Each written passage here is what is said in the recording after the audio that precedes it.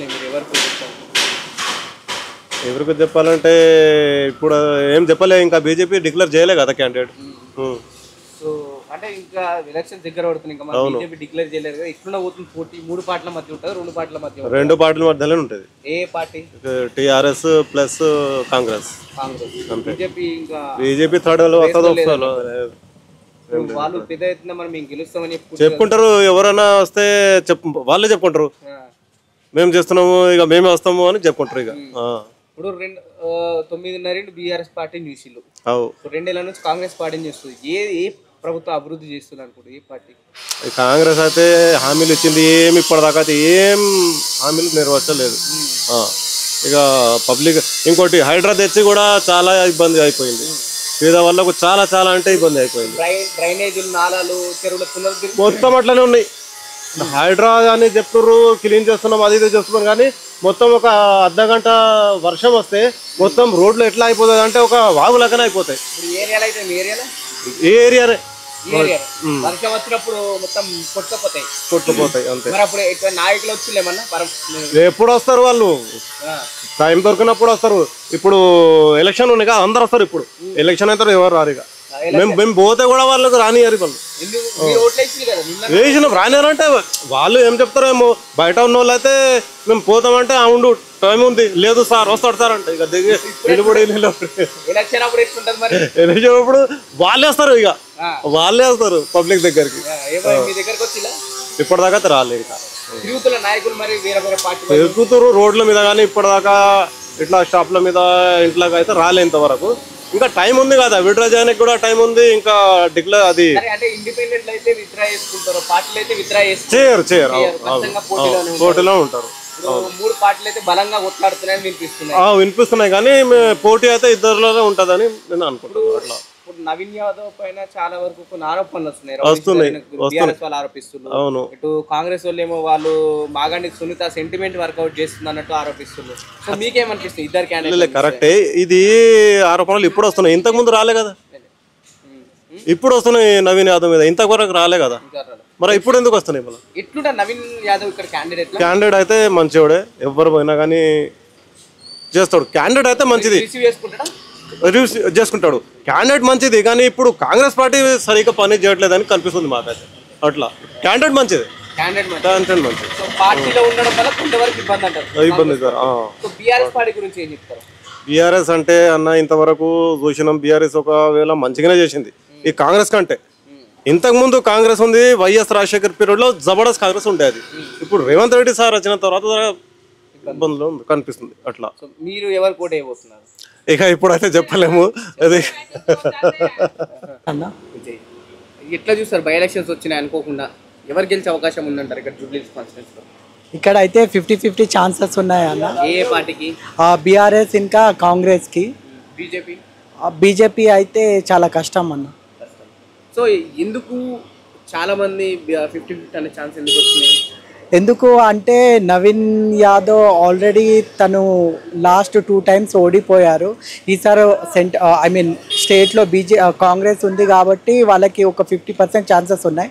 తర్వాత బీఆర్ఎస్కి ఎందుకు అంటే కొంచెం సింపతి అనేది కొంచెం వర్కౌట్ అయ్యేలా ఉంది గోపీనాథ్ వాళ్ళ వైఫ్కి. సో అందుకే 50-50 ఛాన్సెస్ ఉన్నాయి. బట్ ఇక చూడాలి.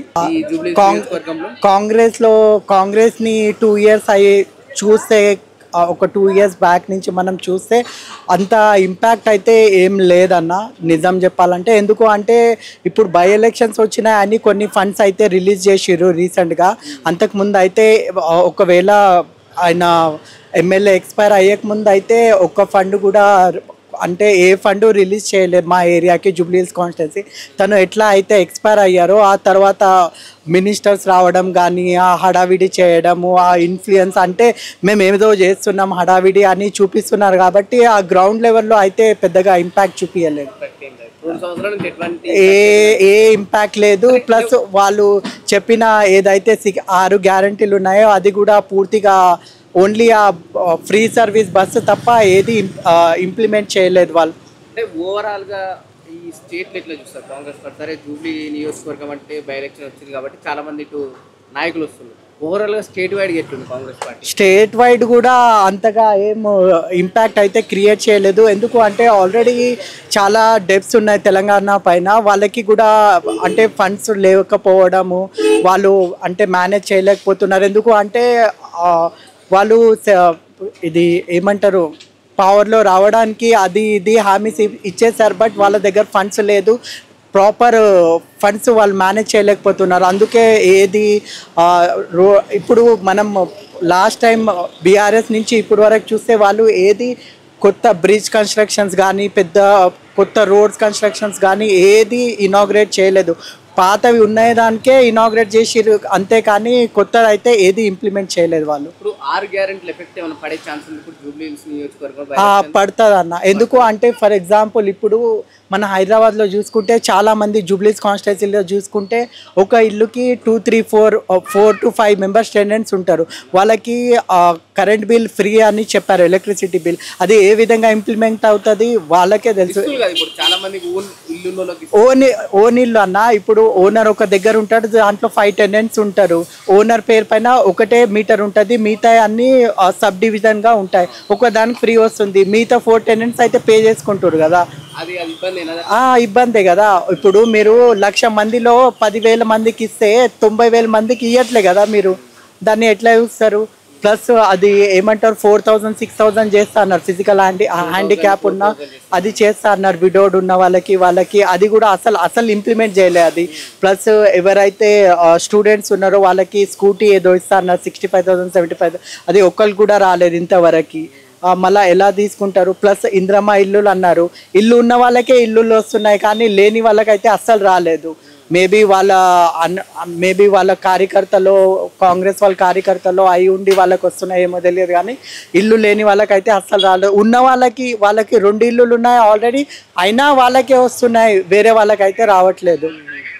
2 years నుంచి ఎటువంటి డెవలప్మెంట్ ఏ డెవలప్మెంట్ లేదన్న. వాళ్ళు ఓన్లీ బై ఎలక్షన్ ఉన్నాయని కొన్ని ఫండ్స్ అయితే రిలీజ్ చేసిరు, అది కూడా ఓన్లీ ఎలక్షన్ వరకే ఉంటాయి. ఇప్పుడు ఎలక్షన్ కోడ్ ఇంప్లిమెంట్ అయింది, అది కూడా ఆపేసిరు. మళ్ళీ ఎలక్షన్ తర్వాత చూడాలి ఎట్లా ఉంటుంది పరిస్థితి. ఎట్లా పోతుంది ఇక్కడ? ఎందుకంటే అది కూడా ప్రధానంగా ఉన్న పార్టీ ఉంది, 2 మంత్రులు ఉన్నారు, కేంద్ర మంత్రులు, యూనియన్ ఉన్నారు. బట్ ఇక్కడ ఏంది అంటే మనకు ఎక్కువగా చూసుకుంటే మైనార్టీ ఓట్స్ చాలా ఎక్కువ ఉన్నాయి మా ఏరియాలో. జూబ్లీస్ కాన్స్టిట్యున్సీలో ఎట్లా అంటే మోర్ దెన్ 1,30,000 ఓట్స్ ఉన్నాయి. అంటే ముస్లిం ఓట్స్ కానీ క్రిస్టియన్ ఓట్స్ కానీ మోర్ దెన్ 1,30,000 ఉన్నాయి. అవి అంటే పోలరైజ్ అయ్యే ఛాన్సెస్ అయితే లేదు. బీజేపీకి అయితే వాళ్ళు ఎట్లయినా వేయరు. సో వాళ్ళు అయితే మ్యాక్సిమమ్ బీఆర్ఎస్కి ఉంటారు. కాంగ్రెస్కి.